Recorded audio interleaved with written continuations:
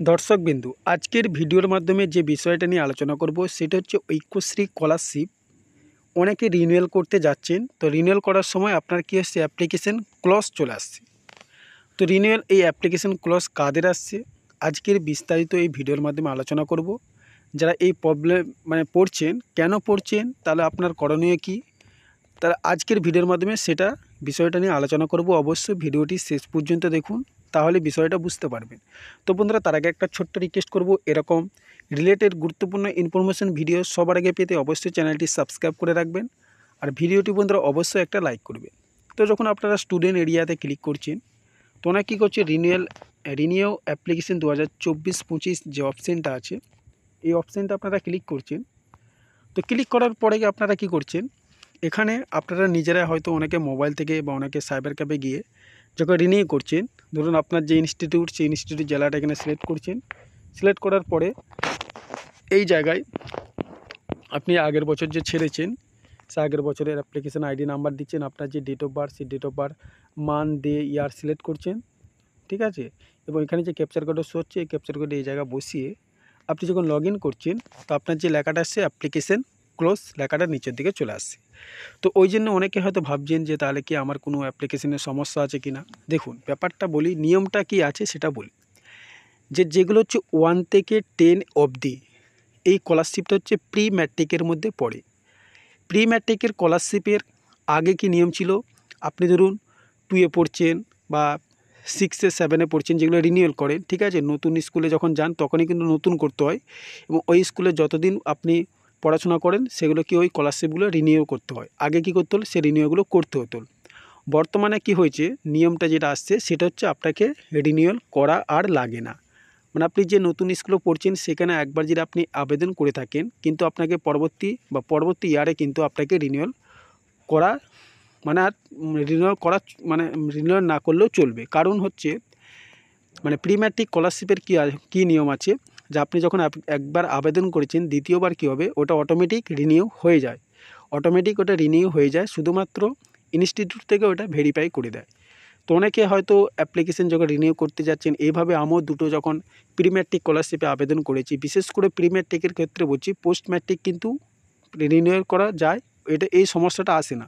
তো pre matric হচ্ছে 1 থেকে 10 অবধি, আর পোস্ট ম্যাট্রিক হচ্ছে 11 থেকে কলেজ লেভেলে যত দূর আছে তত অবধি পোস্ট ম্যাট্রিকের মধ্যে পড়ে।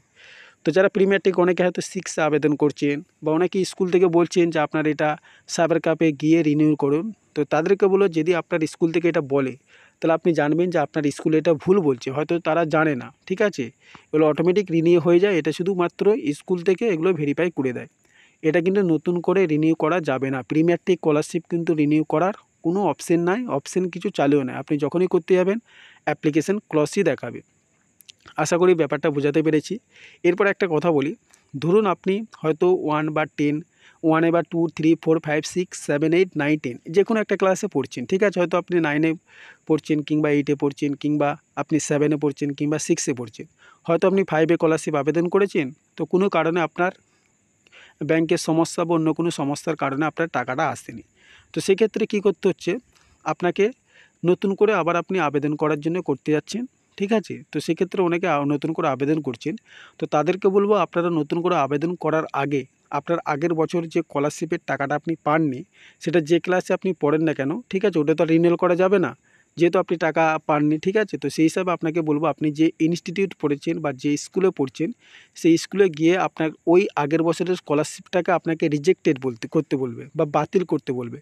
বাতিল করার পরে আপনি নতুন করে আবেদন করবেন। কিন্তু যদি না বাতিল করেন, যদি আপনি আবেদন করেন, পরবর্তীকালে আপনার টাকার যখন ধাপে আসবে, ঠিক আছে, যেগুলো ভেরিফাই হয়, ইনস্টিটিউট ভেরিফাই করে, তারপরে ডিস্ট্রিক্ট ভেরিফাই করে, যখন টাকার লেভেল আসবে, ওখানে কিন্তু আপনার ডুপ্লিকেট চলে আসবে।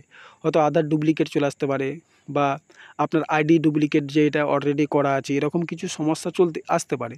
তো তার জন্য বলবো, বিশেষ করে যারা, আমি তো বললাম যে রিনিউ তো করা যাবেই না।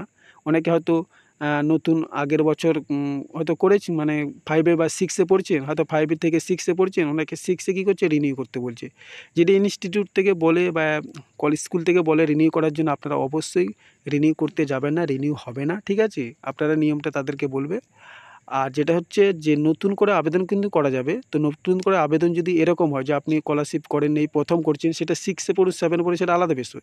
কিন্তু যদি আপনি একবার আবেদন করে থাকেন এবং সেটা যদি আপনি আবার ওই সেম ডকুমেন্টস দিয়ে আবার যদি আবেদন করেন, ওটা আগে না রিজেক্টেড করে বা ডিফেক্ট বা বাতিল না করে ইনস্টিটিউট থেকে বাতিল যখন করবে তারপরে আপনি কিন্তু আবেদন করবেন। আশা করি ব্যাপারটা আপনাদেরকে বোঝাতে পেরেছি। এরকম অনেকে হয়তো এই সমস্যায় পড়ছেন বা অনেকে ভাবছেন তাহলে আমার কোনো অ্যাপ্লিকেশনটা সমস্যা আছে। বিশেষ করে আবারও বলছি, এটা প্রি ম্যাট্রিক স্কলারশিপের ক্ষেত্রে রিনিউ করা যাবে না। এগুলো ইনস্টিটিউট থেকেও বা পোর্টাল থেকে অটোমেটিক রিনিউ হয়ে যায়। শুধুমাত্র ইনস্টিটিউট থেকে এগুলো ভেরিফাই করে দেয়, ঠিক আছে? তো এই যদি অনেকে বলছে নাকি স্কুল থেকে এগুলো করতে বলছে, তো তাদেরকে আপনারা বলবেন, হয়তো তারা এই ব্যাপারটা জানে না, তার জন্য বলছি।